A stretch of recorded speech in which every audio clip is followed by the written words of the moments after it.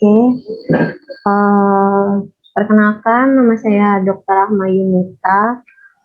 Saat ini saya akan menjadi moderator pada pijar kali ini dengan tema optimalisasi layanan profesional CT scan di Rumah Sakit Jiwa Dr. Soeharto Firjan.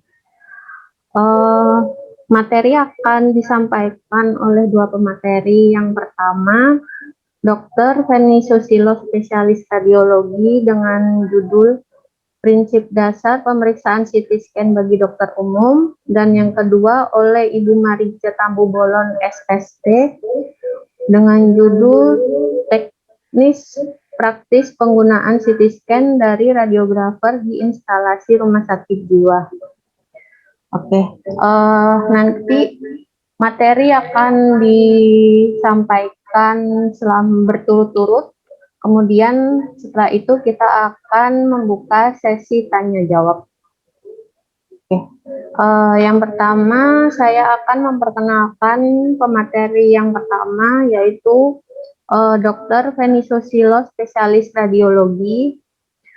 Beliau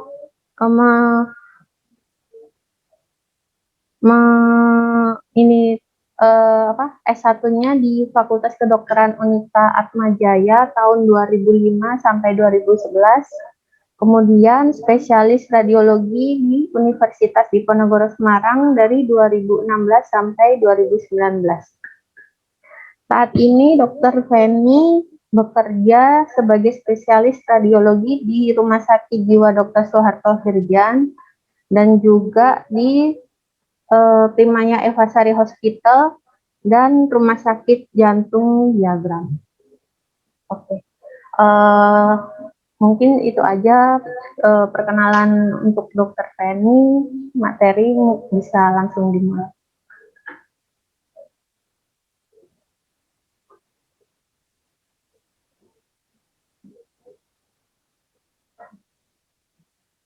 Selamat siang semuanya. Terima kasih atas kesempatan untuk siang hari ini.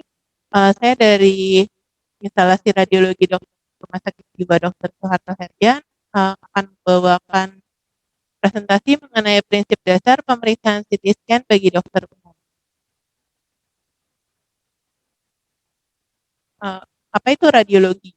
Radiologi atau yang kita sering sebut sebagai ilmu sinar merupakan cabang ilmu kedokteran untuk mempelajari teknologi pencitraan, baik itu menggunakan gelombang elektromagnetik maupun gelombang mekanik untuk memindai bagian dalam tubuh manusia dalam mendeteksi suatu penyakit. Secara garis besar, radiologi dibagi menjadi dua, yaitu radiologi diagnostik atau imaging dan radioterapi. Untuk radiologi imaging dibedakan lagi menjadi penggunaan sinar pengion, yaitu contohnya X-ray, CT scan, dan nuklir, atau non-pengion tanpa radiasi, contohnya adalah USG dan MRI. Pada kesempatan hari ini, saya akan membahas mengenai penggunaan CT scan. Ini adalah gambar dari alat CT scan. Apa itu CT scan? CT scan merupakan alat imaging yang akan menggabungkan serangkaian gambar X-ray yang diambil dari berbagai sisi di sekitar tubuh seseorang. Kemudian gambar tersebut akan diproses di dalam komputer, di mana akan menghasilkan gambaran cross-seksional. CT scan ini lebih detail daripada X-ray. Kenapa? Karena dengan CT scan kita bisa membedakan apa itu darah, cairan, lemak, tulang, udara dengan menggunakan satuan yang dinamakan Hounsfield unit. Berikut contohnya. Jadi ini adalah gambaran-gambaran yang umum digunakan di CT scan. Kita bisa melihat ada potongan aksial. Potongan aksial itu seperti kita melihat seseorang dari atas ke bawah. Kemudian potongan koronal seperti kita melihat dari depan. Dan potongan sagital seperti kita melihat seseorang dari samping. Kemudian pada dua gambar yang di sisi bawah, itu adalah contoh gambaran 3 dimensi atau volume rendering, di mana menggunakan komputer kita akan memproses gambarnya supaya bisa terlihat tulang, kemudian organ-organ. CT scan bisa digunakan untuk pemeriksaan hampir seluruh tubuh. contohnya adalah seperti ini, kita bisa melihat dengan CT scan kepala, untuk paru-paru, kemudian untuk, tulang, di mana itu salah satu contoh gambarnya ada patah tulangnya di daerah genu, kemudian di daerah perut, dan di daerah, perut atau toraks atau dada, kita juga bisa melihat pembuluh darahnya. Kelebihan dan kekurangan CT scan itu, antara lain adalah waktu pemeriksaan menggunakan CT scan lebih cepat, kemudian alatnya lebih banyak tersedia, dalam artian, eee, kebanyakan rumah sakit sudah mempunyai CT scan dibandingkan mempunyai alat MRI, sehingga untuk akses, mencapai alat CT scan dari pasien lebih mudah dibandingkan mencari MRI. Dan untuk pemeriksaan CT scan harganya itu lebih murah daripada MRI. Sedangkan untuk kekurangannya adalah dosis radiasinya. Dosis radiasi untuk CT scan-nya itu lebih besar daripada X-ray. Untuk jenis pemeriksaan secara garis besar kita bedakan menjadi 2, yaitu kontras dan non-kontras. Untuk pasien, pemeriksaan dengan kontras biasanya digunakan pada penggunaan melihat adanya massa, infeksi, atau untuk angiografi penilaian pembuluh darah dalam tubuh seseorang. Sedangkan untuk pemeriksaan non-kontras yang paling sering kita gunakan adalah CT scan untuk trauma, contohnya CT scan kepala, untuk screening di mana sekarang karena lagi pandemi ada beberapa rumah sakit yang menggunakan CT scan dada atau toraks sebagai alat screening-nya, dan sonografi atau untuk melihat traktus urinariusnya adakah batu atau tidak. Untuk indikasi MSCT itu sebenarnya berbeda-beda tergantung pemeriksaan yang akan dilakukan. Tentu saja indikasi pemeriksaan kepala akan berbeda dengan indikasi untuk dilakukan pemeriksaan perut. Jadi tergantung sakitnya ada di daerah mana. Nah, ini tadi kan sempat dibahas tentang MSCT kontras. Kontras apa sih? Kontras tuh obat cairan yang berdasarkan dengan iodine base, dia fungsinya untuk, memperjelas gambaran dari CT scan-nya. Untuk kontras ini ya bisa diberikan secara intravena atau lewat suntik dan secara oral atau diminum. Biasanya kalau yang oral itu untuk pemeriksaan MSCT perut. Untuk dosisnya tergantung dari jenis pemeriksaannya. Jadi untuk pemeriksaan CT scan perut tentu saja akan lebih, besar dosisnya daripada pada pemeriksaan kepala. Kemudian untuk kontraindikasinya, ini adalah kontraindikasi baik dari pemeriksaan MSCT kontras maupun non-kontras, di mana, ibu hamil tidak boleh dilakukan MSCT, dan untuk kontras kalau pasiennya ada riwayat alergi terhadap obat kontras juga tidak boleh dilakukan. Untuk resiko masuknya kontras bisa menimbulkan reaksi anafilaksis atau reaksi alergi baik dari ringan maupun berat, adanya ekstravasasi di tempat suntikan, dan bisa mengganggu fungsi renal. Persiapan kalau mau memakai kontras antara lain pasien harus puasa, kemudian hasil fungsi ginjal kreatinin dan EGFR-nya diharapkan normal. Untuk pasien, dengan kencing manis harus stop obat yang mengandung metformin, karena obat metformin ini dapat memicu kerusakan ginjal. Ini adalah contoh-contoh dari CT scan yang mungkin akan sering kita temukan. Jadi yang pertama untuk pada, judulnya sih saya tulisnya trauma ya, tapi sebenarnya untuk intracerebral hemorrhage atau ICH dan subarachnoid hemorrhage itu bisa terjadi pada pasien trauma maupun non trauma, yang nanti bisa kita bedakan, lewat posisi letaknya di mana dan, dominannya berada di sisi mana. Kemudian ada juga perdarahan epidural, di mana kalau perdarahan epidural terlihat dari bentuknya yang biconvex, kemudian, sering disertai dengan patah tulang. Yang selanjutnya adalah perdarahan subdural yang bentuknya seperti crescent. Selain itu dengan kontras kita bisa melihat adanya infeksi dan luka. Ini adalah contoh-contohnya, misalkan ada abses di, otak, jadi abses cerebri terlihat ada massa yang ring enhancement, kemudian ada massa mediastinum, itu terlihat dari, massanya ternyata sudah kena ke pembuluh darahnya. Jadi salah satu keuntungan menggunakan kontras ini adalah kita bisa melihat perluasan massa sudah sampai ke daerah mana saja. saja. Kemudian untuk yang gambar perut itu adalah contoh misalkan masanya di daerah ovarium atau indung telur.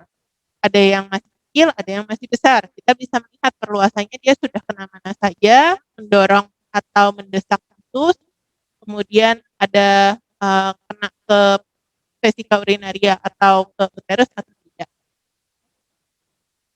Nah, ini saya tambahkan mengenai sisi paru-paru, di mana karena kita dari masa pandemi ini, beberapa rumah sakit memiliki kebijakan untuk screening menggunakan CT thorax. Tapi sebenarnya kalau dari WHO, CT thorax tidak disarankan untuk screening, masih menggunakan X-ray. Mengingat X-ray dosisnya lebih sedikit daripada CT thorax. Tetapi kembali lagi ke kebijakan rumah sakit, ada yang sudah menggunakan CT thorax sebagai alat screening. Nah, untuk gambarannya itu yang paling sering ditemukan adalah gambaran yang kita sebut ground glass opacity, jadi bisa terlihat seperti putih-putih di kedua parenkim paru, kemudian biasanya letaknya di pinggir atau subpleural, dan ini dapat dilihat tergantung dari fase penyakitnya, apakah dia masih baru kena atau sudah mau proses penyembuhan. Kadang-kadang ada pula pasien yang positif COVID, tapi ternyata gambarannya bersih, tidak ada ground glass opacity. Karena gambaran ini bisa tergantung dari berat ringannya gejala yang diderita oleh pasien. Ini adalah contoh dari massa, jadi ada massa dengan perdarahan, itu dengan foto yang di kepala, terlihat setelah diberikan kontras, ternyata massanya lebih jelas, jadinya kita bisa melihat massanya itu sudah kena ke daerah mana saja. Kemudian contoh lagi yang di kepala ada meningioma, dan yang di sisi kiri bawah itu adalah infak atau stroke yang biasa kita sebut di kehidupan sehari-hari. Ini contoh dari CT angiografi, yaitu untuk menilai pembuluh darah apakah ada sumbatan atau tidak, kemudian ada diseksi atau tidak. Dengan menggunakan CT angiografi, kita dapat menilai diseksinya sudah sampai mana, panjang mana, apakah ada ruptur atau tidak. Karena kita berada di rumah sakit itu Harto Herdian itu terutama mengurus pasien dengan gangguan jiwa, jadi bagaimana penerapan CT scan pada pasien neuropsikiatri? Pada prinsipnya sebenarnya sama pada pasien psikiatri maupun non-psikiatri. Yang pertama, pasiennya diharapkan kooperatif. Seandainya pasiennya masih gelisah, perlu dipertimbangkan penggunaan dari anestesi atau obat penenang. Tentunya ini tidak bisa sendiri, kita harus bekerja sama dengan dokter spesialis anestesi. Kemudian untuk pemakaian kontras juga sama, harus dilihat ada tidaknya riwayat alergi, apakah fungsi ginjal dari ureum, kreatinin, dan EGFR normal atau tidak. Bagaimana dengan indikasi CT scan pada pasien neuropsikiatri? Indikasinya sebenarnya untuk melihat apakah ada gangguan di dalam otaknya yang menyebabkan timbulnya gejala psikiatri, atau ini benar-benar murni dari gejala psikiatrinya tanpa ada gangguan di dalam otaknya.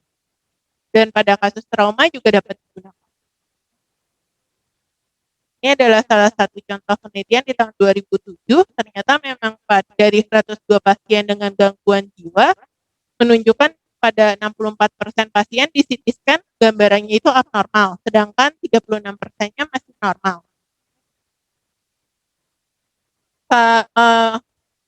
Kelainan-kelainan yang dapat dilihat pada kasus neuropsikiatri itu antara lain terutama adalah brain atrophy atau atrofi dari jaringan otak, kemudian adanya iskemik, dan kita lihat ada tidaknya massa atau tidak, kemudian infak atau iskemik.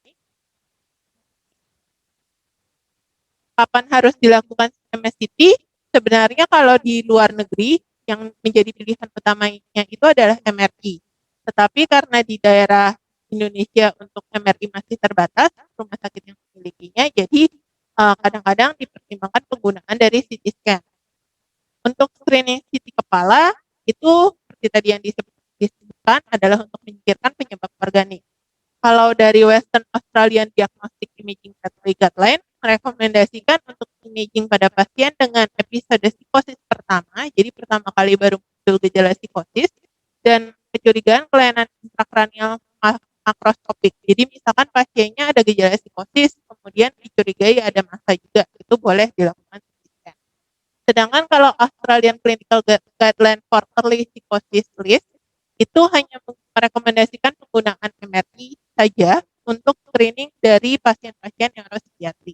Tapi kembali lagi seperti yang tadi sudah saya jelaskan, MRI di Indonesia pada khusus itu masih terbatas, jadinya penggunaan CT scan masih dipertimbangkan.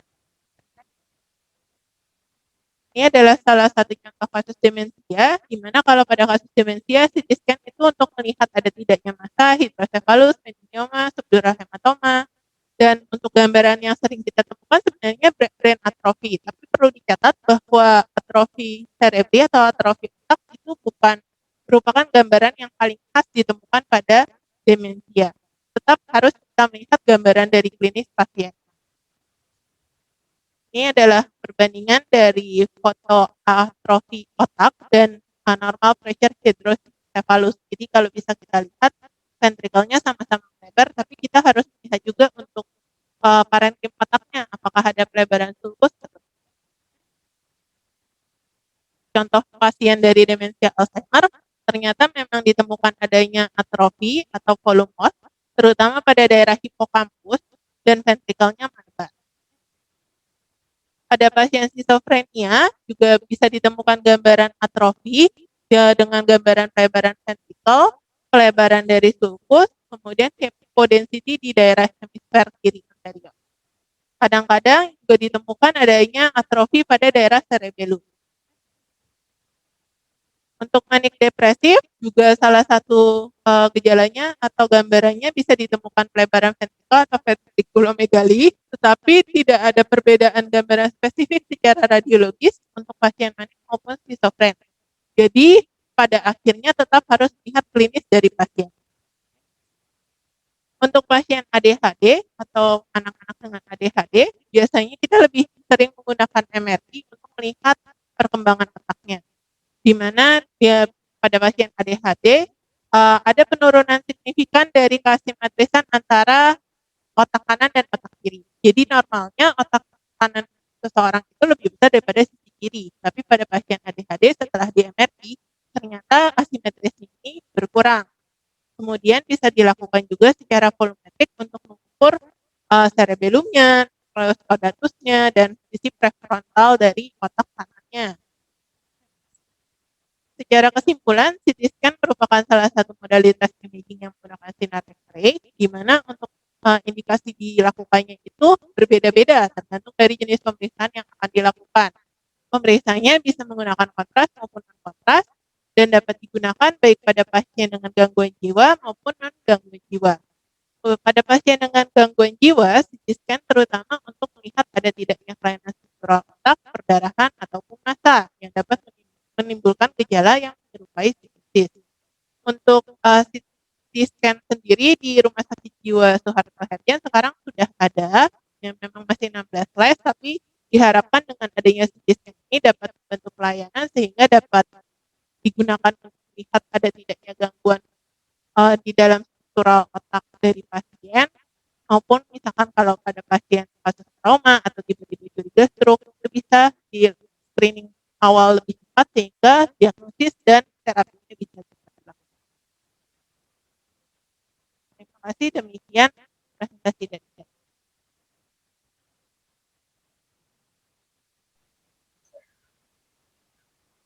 Baik. Presentasi yang pertama oleh Dr. Penny, spesialis radiologi, telah selesai.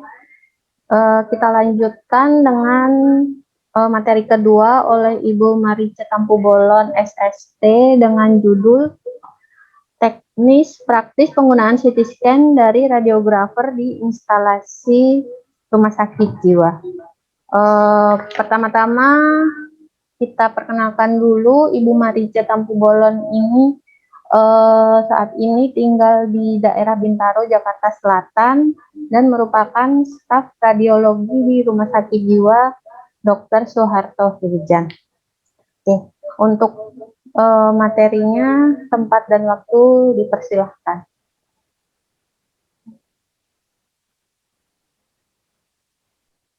Baik, terima kasih.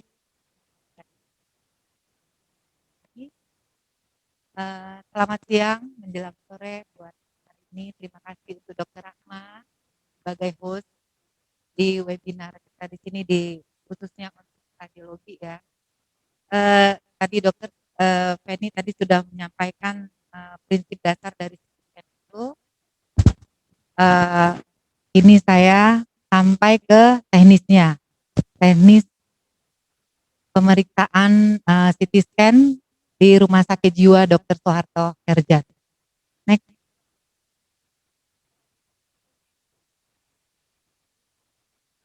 Ya, ini adalah gambaran umum alat CT scan kita yang sekarang sudah ada di Rumah Sakit Jiwa Dr. Soeharto Herjat. Next. Saya sedikit membacakan sedikit di sini apa itu CT scan. CT scan atau computed tomographic scan merupakan prosedur pencitraan medis dengan sinar X dan menggunakan komputer untuk menghasilkan gambar yang lebih detail dalam bentuk irisan-irisan. Alat CT scan berupa mesin dengan lubang seperti terowongan dan tempat berbaring di dalamnya. Next.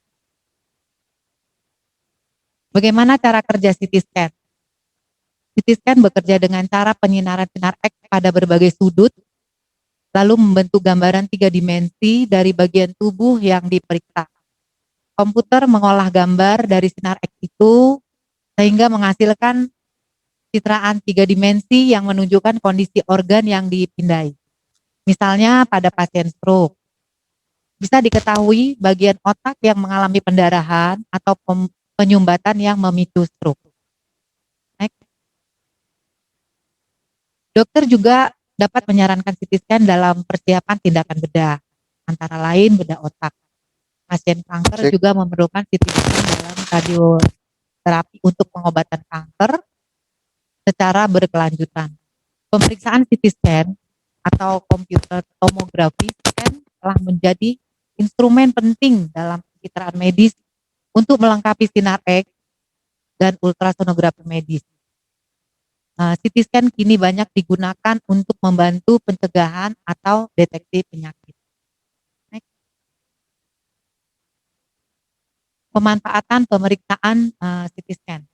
Pemeriksaan CT scan yang memanfaatkan kecanggihan komputer dan menggunakan mesin sinar X yang berputar untuk menghasilkan gambaran penampang tubuh yang bisa direkonstruksi guna keperluan diagnosa maupun tindakan medis yang akan dilakukan. Next. Kenapa Anda memerlukan pemeriksaan CT scan? Pemeriksaan CT scan merupakan prosedur non-invasif tanpa rasa sakit yang dapat digunakan untuk memvisualisasikan hampir setiap bagian tubuh. Umumnya, CT scan diperlukan saat foto polos dengan sinar X biasa tak mampu menghasilkan gambar yang cukup detail mengenai cedera atau gangguan yang terjadi, terutama dalam situasi darurat. Jadi di sini alat CT scan bisa membantu untuk mendiagnosa apabila sinar X tadi tidak bisa lebih jelas menunjukkan diagnosa. Next.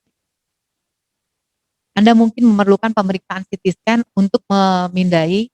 Pertama itu CT scan abdomen untuk mendeteksi masalah di hati, ginjal, pankreas, atau saluran kemih. Sistem kardiovaskuler untuk memetakan aliran darah serta membantu diagnosis masalah seperti edema paru dan gangguan ginjal. Untuk pemeriksaan jantung, untuk membantu mendiagnosis dan memantau penyakit arteri koroner atau dalam rangka operasi penggantian satu. Pemeriksaan scanning kepala untuk mengidentifikasi adanya tumor, pendarahan, trauma tulang, dan penyumbatan aliran darah. Kemudian paru-paru untuk mengetahui perubahan pada paru-paru akibat fibrosis atau masalah paru-paru lainnya. Pemeriksaan tulang untuk membantu diagnosis cedera tulang atau kerusakan sendi yang dialami oleh pasien. Next. Keunggulan pemeriksaan CT scan. Keunggulan CT scan terutama dibandingkan dengan alat X-ray konvensional biasa, diantaranya bisa mendapatkan hasil gambaran yang lebih cepat, informasi yang diberikan jelas dan spesifik, dan dapat menghasilkan gambaran sebagian kecil atau seluruh tubuh dalam satu pemeriksaan. itu relatif lebih murah daripada dari bisa digunakan untuk dan bisa digunakan untuk menentukan kapan operasi dibutuhkan dan membantu menegakkan diagnosis. Sekarang sampai ke teknisnya. Teknis praktis penggunaan CT scan dari radiografer di instalasi radiologi rumah sakit jiwa. Rumah sakit jiwa adalah merupakan salah satu rumah sakit yang memberikan pelayanan kesehatan khusus merawat pasien yang mengalami gangguan jiwa.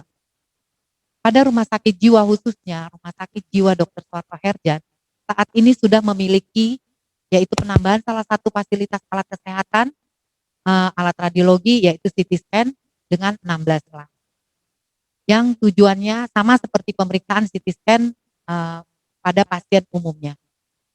Namun pelayanan ini bukan hanya diperuntukkan bagi pasien jiwa saja, tapi bagi pasien umum juga dapat dilakukan di Rumah Sakit Jiwa Dr. Soeharto Herjan ini sesuai dengan rujukan dari dokter di luar Rumah Sakit Jiwa Dr. Soeharto Herjan. Next.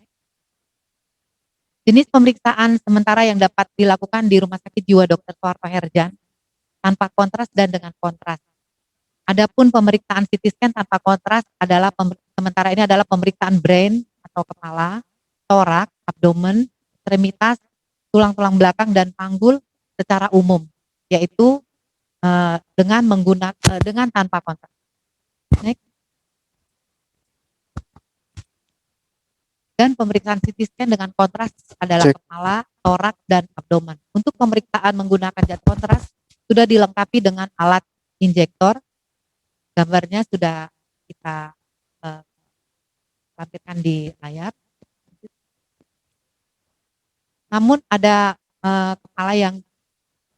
kendala yang dihadapi dalam pemeriksaan CT scan di Rumah Sakit Jiwa Dr. Soeharto Herjan dengan pasien gangguan jiwa adalah pasien yang tidak kooperatif atau masih gelisah. Akan sulit dilakukan pada beberapa pemeriksaan yang memerlukan aba-aba dari operator, misalkan tarik napas, tahan napas, dan membuang napas. Misalkan pada pemeriksaan CT scan torak dan CT scan abdomen, CT scan kepala juga diperlukan ketenangan pasien karena akan mempengaruhi hasil kualitas gambar pada layar monitor. Ini tidak terjadi hanya di pemeriksaan CT scan saja, tapi di pemeriksaan yang konvensional juga memerlukan pasien yang kooperatif. Untuk pemeriksaan CT scan dengan pasien yang masih sedikit gelisah akan dilakukan anestesi sesuai dengan prosedur dengan kondisi pasien. Next. Pada poin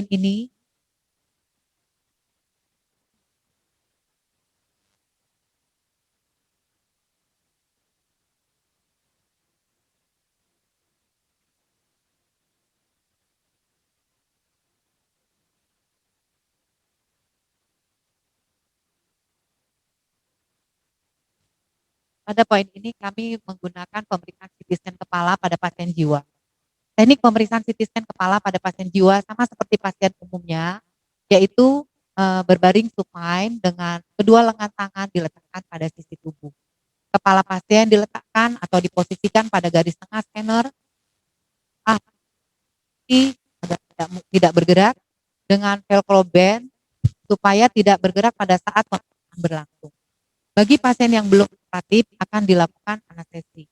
Prosedur CT scan kepala dilakukan dengan penggunaan runtunan irisan tunggal dan protokol irisan multiple yang bersifat helical atau spiral. Khusus pemeriksaan CT scan kepala, ketebalan irisan boleh melebihi 5 mili. Jadi pada intinya semua pemeriksaan dapat dilakukan selama pasien tenang. Untuk sebagai kesimpulan dari semua ini adalah keuntungan penggunaan CT scan ini adalah bisa mendapatkan gambaran yang cepat, informasi yang dihasilkan jelas dan spesifik, dapat menghasilkan gambar sebagian atau keseluruhan, kemudian relatif harga lebih murah dari pemeriksaan MRI, yang kelima menegakkan diagnosa. Kendala yang ada adalah yang pertama pada CT scan 6 slide, waktu proses pemeriksaan penggunaan waktu yang sangat lama dibandingkan alat CT scan dengan slice yang besar. Yang kedua, untuk pemeriksaan CT scan pada pasien jiwa sulit dilakukan karena pasien pada umumnya psikotik. Terima kasih, salam sehat. Demikianlah presentasi saya tentang teknik penggunaan alat CT scan di Rumah Sakit Jiwa Dr. Suharto Herjan. Terima kasih. Baik, kedua presentasi telah selesai. Sekarang kita lanjutkan dengan sesi tanya jawab. Untuk pertanyaan bisa diberikan di kolom chat. Nanti akan kita bahas bersama-sama. Pertanyaan pertama dari Bapak Aditya Hernowo. Apakah RSJSH melakukan analisis volumetrik otomatik sehingga meminimalkan bias subjektif untuk berbagai parameter struktur otak sebagai usaha pemantauan longitudinal, semisal perubahan volume ventrikel lateral dalam 6-12 bulan pada ODGJ dengan hidrosefalus.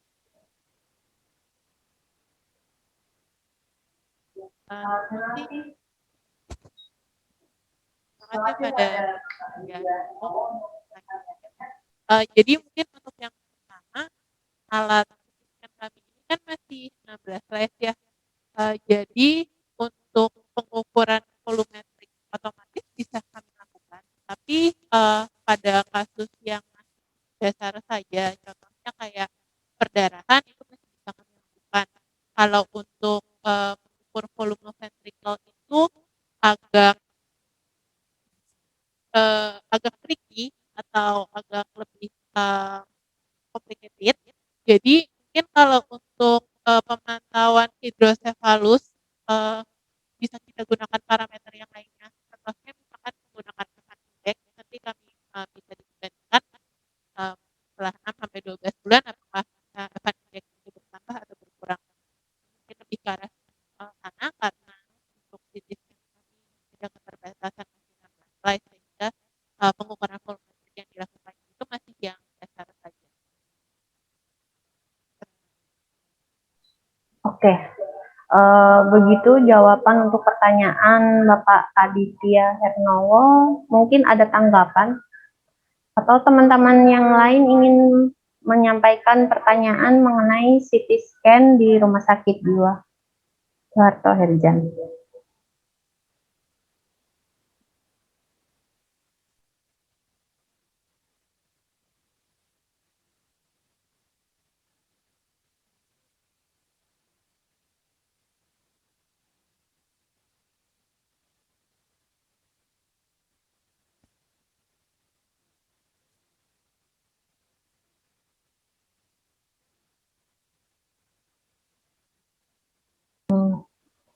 Belum ada. Oh, ya. Oke. Tanggapan dari Bapak Aditya Hernowo, terima kasih. Saya terbiasa melakukan morfometri otomatik tapi dengan modalitas MRI. Itulah kenapa saya tertarik menanyakan tentang CT ini. Terima kasih jawabannya. Ya. Mungkin untuk teman-teman yang lain ada pertanyaan.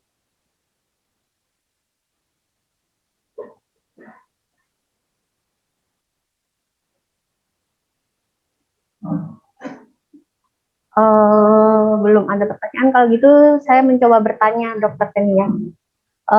Kalau untuk CT scan kan tadi dibilang untuk screening pasien yang dengan episode pertama psikotik. Itu lebih baik dilakukan di awal di IGD atau kita konsultasi dulu dengan spesialis psikiaternya dulu, Dok.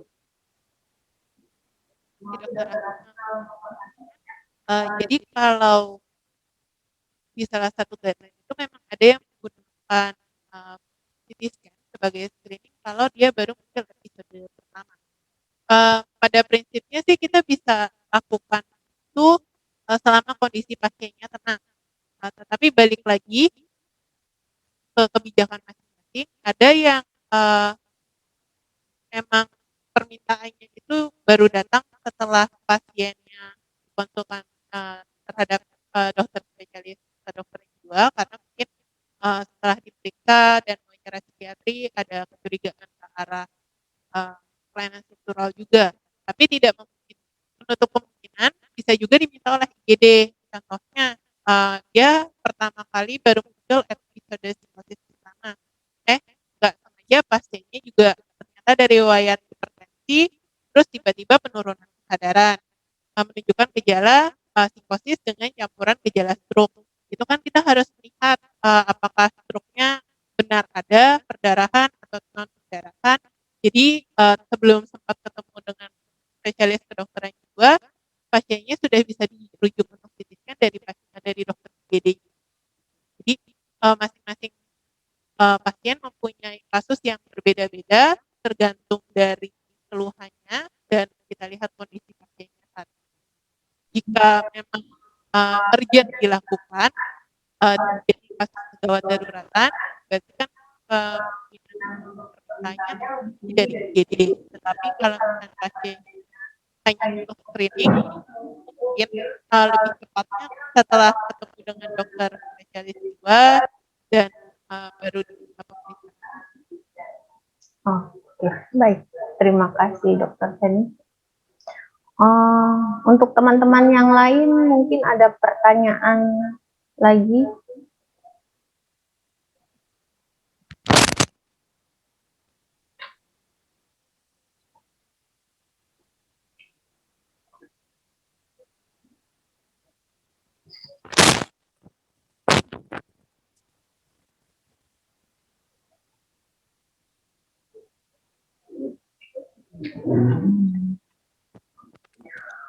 Oke, untuk Ibu Marica saya ingin bertanya.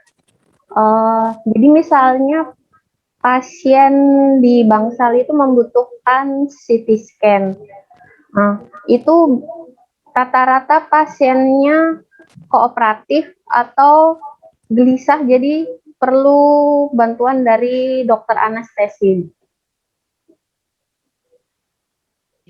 Terima kasih Dokter Rahma. Untuk pasien rawat inap atau yang di Bangsal, untuk pemeriksaan CT scan itu memang sih kita harus melihat bahwa pasien itu tenang apa tidak. Jadi kecuali kalau memang pemeriksaan itu memang benar-benar harus dilakukan sesuai dengan permintaan dokter yang mengerujuk, misalnya itu dokter penyakit dalam ya, atau ya dokter yang membutuhkan lah.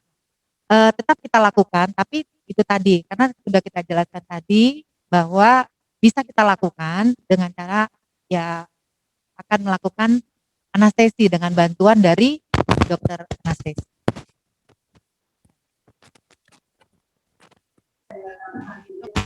Kalau misalnya pasiennya dari ruangan dan pasien itu tidak hijau, bisa dilakukan CT itu dengan perjanjian dok.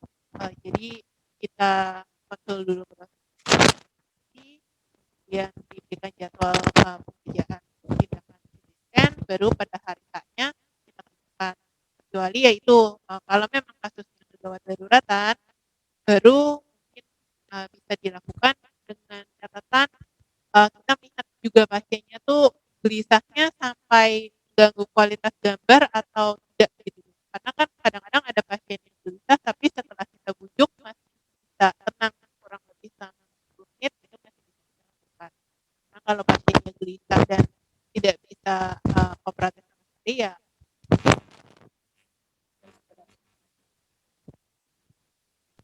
Baik, terima kasih Bu Marice dan Dokter Feni. Untuk teman-teman yang lain, pertanyaan bisa diberikan di kolom chat.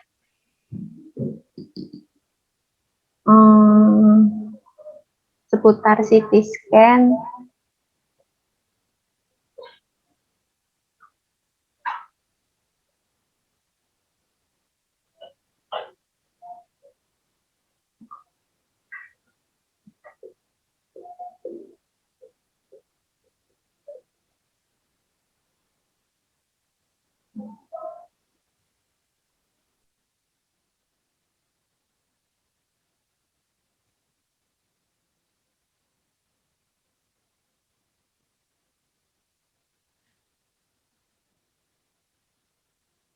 mungkin sedikit tambahan dari saya ya, Dokter Rahma.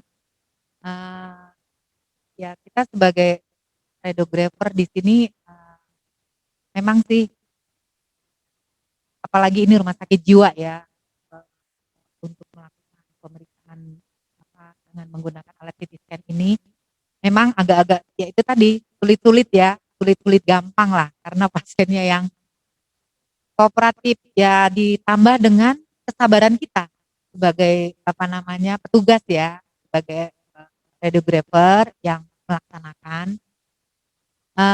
Memang kita seperti yang disampaikan oleh Dokter Feni tadi itu memang sesuai dengan perjanjian lah, apabila, ingin melakukan atau meminta rujukan, pasien yang akan dilakukan CT scan. Karena memang kita kan harus melihat keadaan pasien tersebut ya Dok ya, juga ditambah dengan alat kita yang hanya 16 slice ya, itu memerlukan pada saat proses pemeriksaan itu memerlukan waktu yang sangat panjang. Nah, tadi sudah saya paparkan di presentasi tadi, misalkan, eee, ini aja deh, CT scan kepala. Karena, istilahnya irisan demi irisan itu memerlukan waktu gitu, apalagi pasien kita ini pasien yang ODGJ ya kebanyakan. Jadi, memang harus perlu ketenangan tadi itu. Jadi memang kerjasamanya dengan dokter-dokter, misalnya dokter spesialis anestesi itu sangat, kami, memerlukannya. Jadi, dengan kerjasama mereka, dengan kita mungkin akan apalagi ya, peningkatan pelayanan untuk pemeriksaan radiologi khususnya CT scan ini mungkin akan lebih baik. Dan, sekalian juga ini sebagai bahan, untuk promo juga ya, promosi kita bahwasanya di rumah sakit jiwa ini bukan hanya alat konvensional aja loh yang ada gitu.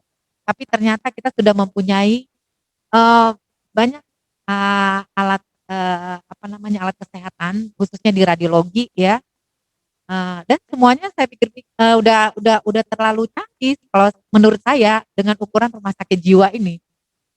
Contohnya alat konvensional kita aja, alat konvensional kita sudah yang pakai yang DR ya, terus kita udah ada USG juga, USG sudah, 3 dimensi ya Dok ya? Bisa ya Dok 3 dimensi ya? Kalau di-combine kalau di-combine heeh. Kemudian ditambah lagi sekarang alat kita yang, ada yaitu CT scan, walaupun 6 slice tapi itu patut kita syukurin ya, dengan rumah sakit jiwa kita sudah punya alat CT scan, dan ada lagi tambahan lagi untuk pasien-pasien yang, rawat inap atau yang di bangsal, itu kita sudah punya alat mobile.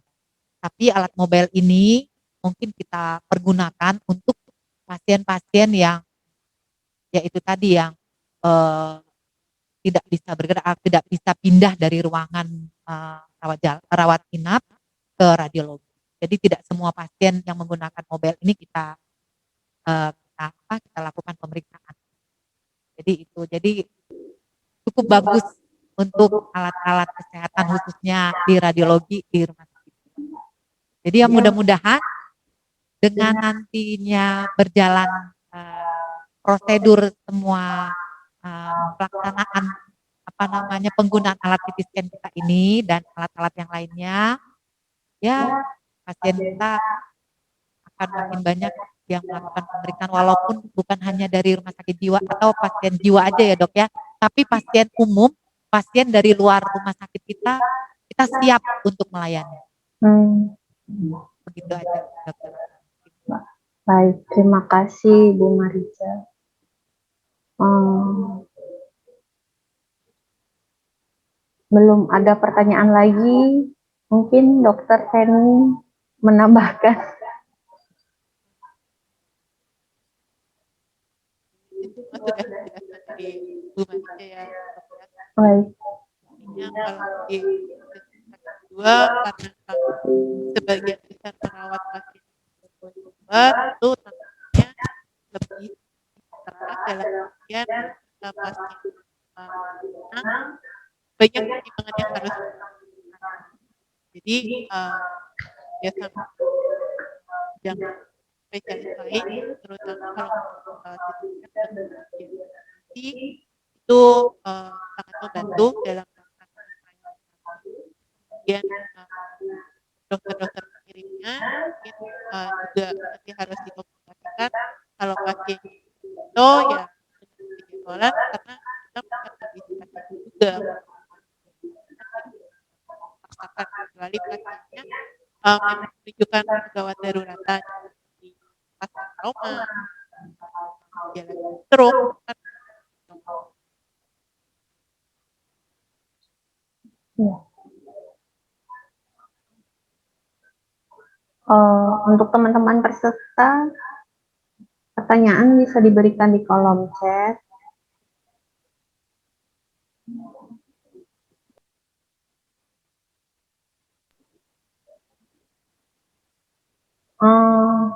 Karena sudah tidak ada pertanyaan lagi,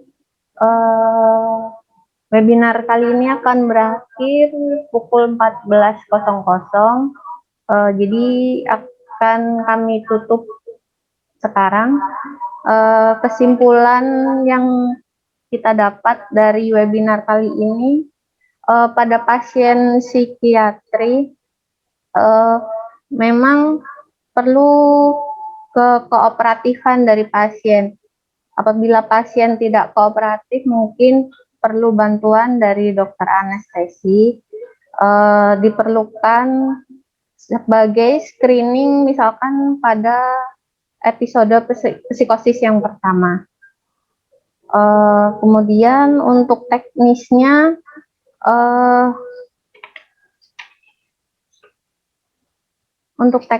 ya seperti yang saya bicarakan tadi, harus tenang pasiennya dan kooperatif, seperti itu. Terima kasih untuk Dr. Feni, spesialis radiologi, dan Ibu Marice atas materi pada webinar siang ini. Wassalamualaikum warahmatullahi wabarakatuh.